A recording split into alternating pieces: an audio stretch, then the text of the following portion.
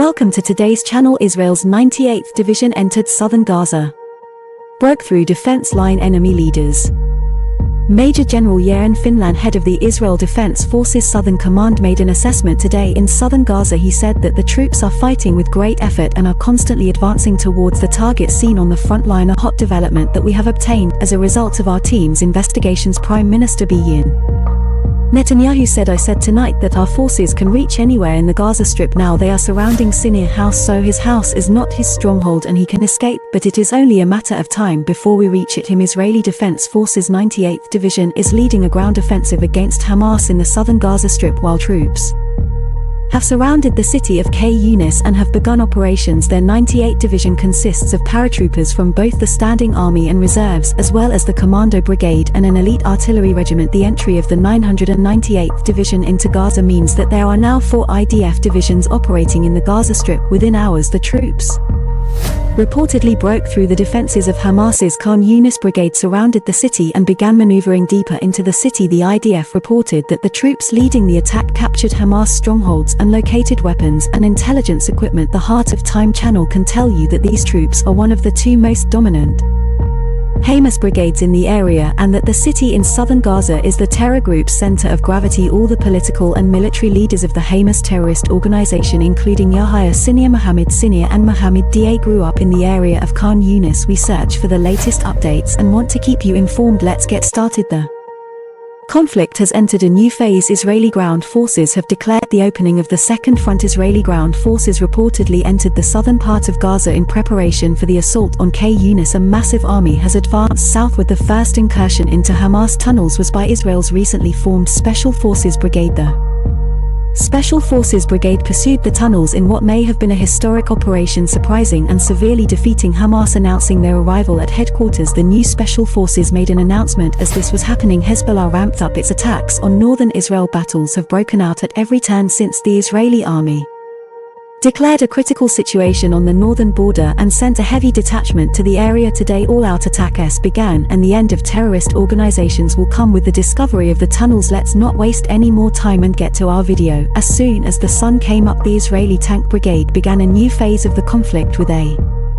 successful breach of the southern Gaza fortifications. The Tank Brigade advanced into the region surrounding the Qasim forest. In an announcement, Gallant's army revealed that it had found the hideouts of the terrorist group's commanders in Khan Yunis, from where they were running Hamas. The terrorist group Hamas attempted to launch rocket assaults on border towns in Israel as the combat drew near Yunis. Throughout the day, air defense systems responded to strikes. No casualties or injuries were recorded despite the continuous rocket assaults on Israeli land. The Iron Dome air defense system intercepted most of the rockets, but several fell in unoccupied areas outside the city, rendering them impossible to destroy. Meanwhile, the spokesperson for the Israeli army had some bad news to share. Our tanks, according to the spokesman, have reached the southern tip of Saladan Road, the main north-south highway. Large shipments could commence once the tanks had taken control of the main highway, marking the completion of the first stage of the land operation. During this operation, Israeli soldiers captured the area and created a land bridge between the northern and southern lines. The Israeli Navy and warplanes intensified their attacks on Hamas as the deployment progressed, targeting coastal locations, ammunition dumps, gathering areas and headquarters in Yunis and Rafah. Israeli Defense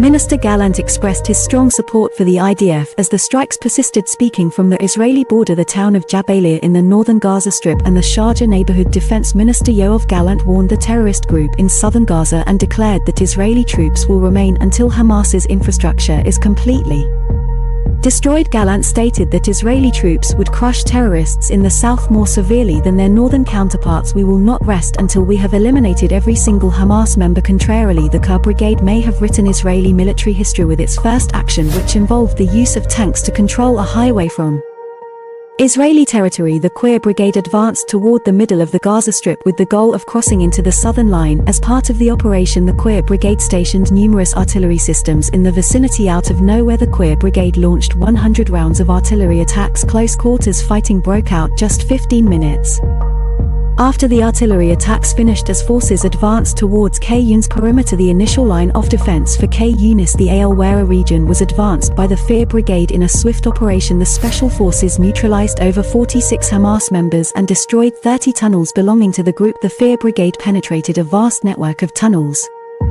Preparation for the mission was reportedly exhaustive for the carefully trained unit. The unit meticulously mapped out the tunnels at the attack site. Israeli forces sealed the entrances to the Hamas tunnels with sponge munitions and targeted them one by one as if they had been discovered beforehand. The green region represents the southern Gaza territory under Israeli control, which with the full encirclement of the northern area extended to the center of Gaza. The main road shut down and the southern line Bishan have disconnected Khan Yunis from the two important towns of Maghazi and Gai. The result was the crushing defeat of Hamas and the siege of Maghazi and Gai. Today's coordinated assaults on Khan Yunis have crushed the terrorist group Hamas, resulting in the loss of all command and control. The southern line of resistance will be quickly smashed. The events of the last several days suggest that Hamas's resistance has been overcome. The terrorist group Hezbollah is attempting to shift focus away from Gaza by applying scientific pressure in the north. There has been a sudden influx of terrorists to the frontier from the Hezbollah group, and the Israeli army has responded by sending reinforcements to the northern line, with the first attacks having broken out. Tensions are at an all-time high along the Israeli-Lebanese border. Disputes in northern Israel formally began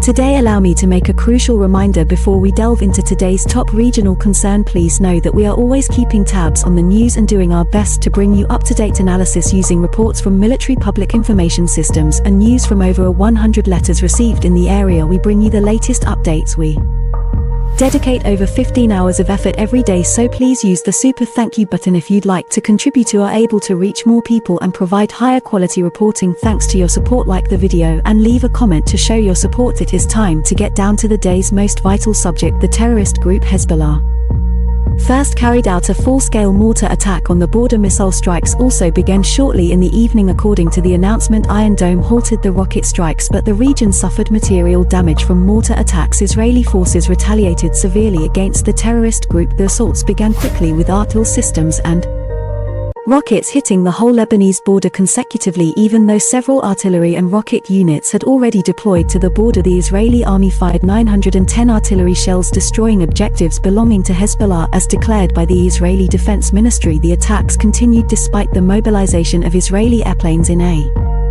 sequential fashion. The entire boundary was struck. Furthermore, other Hezbollah members attempted to run back while unmanned aerial aircraft continued to gather photographs from the area. Unmanned aerial vehicles, however, struck at 11 separate locations, eliminating the terrorists' gathering spots. Even though both sides are still attacking each other, the situation up north is dire. Israeli forces have declared the launch of operations against terrorist groups in neighboring nations. In addition to their ongoing operations in Gaza, you may be aware that the Houthi terrorist group launches strikes from Yemen, while Hezbollah does the same from Syria and Lebanon. There has been no miscommunication from the Israeli Defense Ministry regarding the continuation of strikes against terrorist sites in Lebanon and Yemen.